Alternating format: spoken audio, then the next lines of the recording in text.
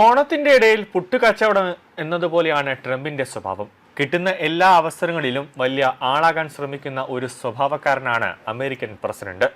അതേ സ്വഭാവമാണ് ഇപ്പോൾ പാകിസ്ഥാൻ പട്ടാള മേധാവി അസീം മുനീറിനുമുള്ളത്. അമേരിക്ക ഇറാൻ യുദ്ധത്തിൽ വലിയ ആളാകാനൊക്കെ ഒരു ശ്രമം നടത്തി.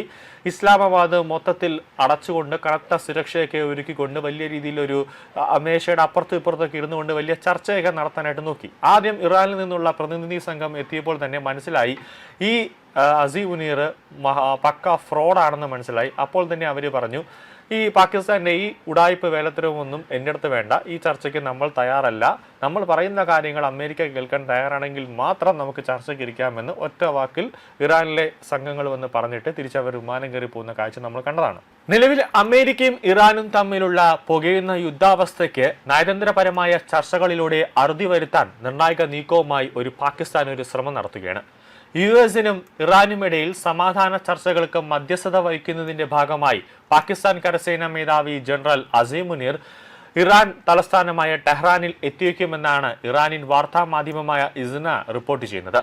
ഇരു രാജ്യങ്ങളും തമ്മിൽ നിലനിൽക്കുന്ന കടുത്ത അസ്വാരസ്യങ്ങൾ പരിഹരിക്കാൻ പാകിസ്ഥാൻ ശക്തമായ ആശയവിനിമയ ചാനലായി പ്രവർത്തിക്കുന്ന പശ്ചാത്തലത്തിലാണ് ഈ അടിയന്തര സന്ദർശനം.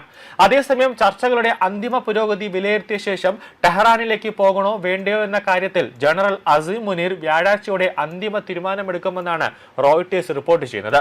ഇരുപക്ഷവും തമ്മിലുള്ള അണിയറ ചർച്ചകൾ സജീവമാകുന്നതിന്റെ ഭാഗമായി ഈ ആഴ്ചയിൽ രണ്ടാം തവണയും പാക് ആഭ്യന്തരമന്ത്രി സയ്യിദ് മൊഹസിൻ ടെഹ്റാൻ സന്ദർശിച്ച് ഇറാൻ അധികൃതരുമായി ചർച്ച നടത്തിയിരുന്നു. ഇറാൻ പ്രസിഡന്റ് മസൂദ് പെഷനുമായി നടത്തിയ കൂടിക്കാഴ്ചയിൽ പാകിസ്ഥാനിലെ നിലവിലെ പ്രാദേശിക സാഹചര്യങ്ങളും അമേരിക്കയുമായി നടത്തുന്ന പരോക്ഷ ചർച്ചകളുടെ പുരോഗതിയും വിലയിരുത്തുന്നുണ്ട്. കഴിഞ്ഞ ഏപ്രിൽ 8 മുതൽ ഇരുഭാഗവും പ്രഖ്യാപിച്ച താത്കാലിക വെടിനിർത്തൽ നിലവിലുണ്ടെങ്കിലും ഏതു നിമിഷവും കാര്യങ്ങൾ കൈവിട്ടു പോകാമെന്ന അവസ്ഥയിലാണ് ഇപ്പോൾ ഉള്ളത്. നയതന്ത്ര നീക്കങ്ങളുള്ള സമയം അതിവേഗം കുറഞ്ഞു വരികയാണെന്നും US പ്രസിഡന്റ് ഡൊണാൾഡ് ട്രംപ് കഴിഞ്ഞ ദിവസം മുന്നറിയിപ്പ് നൽകിയിരുന്നു. നിലവിൽ സമാധാന ചർച്ചകൾ ഒരു ദിവസം കരാറിലേക്കോ അതോ വീണ്ടും ഒരു യുദ്ധത്തിലേക്കോ നയിക്കാവുന്ന തികച്ചും ഒരു അതിർവരമ്പിലാണ് ഇപ്പോൾ നിൽക്കുന്നതെന്നാണ് ട്രംപിന്റെ വിലയിരുത്തൽ. ലോകം ഉറ്റുനോക്കുന്ന ഈ സമാധാന ചർച്ചകളിൽ പാക് സൈനിക മേധാവിയുടെ ഇടപെടൽ നിർണായക വഴിത്തിരിവാകുമെന്നാണ് അന്താരാഷ്ട്ര രാഷ്ട്രീയ നിരീക്ഷകർ കരുതുന്നത്.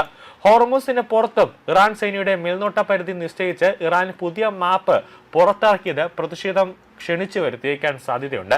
UAEയുടെ ഫുജ്റാത്ത് തീരത്തിന്റെ തെക്ക് ഭാഗം വരെയും ഉമുൽ ഖുറൈൻ തീരത്തിന്റെ ഭാഗങ്ങളും ഇറാൻ മേൽനോട്ട പരിധിയിലാണ് ഇപ്പോൾ രേഖപ്പെടുത്തിയിട്ടുള്ളത്.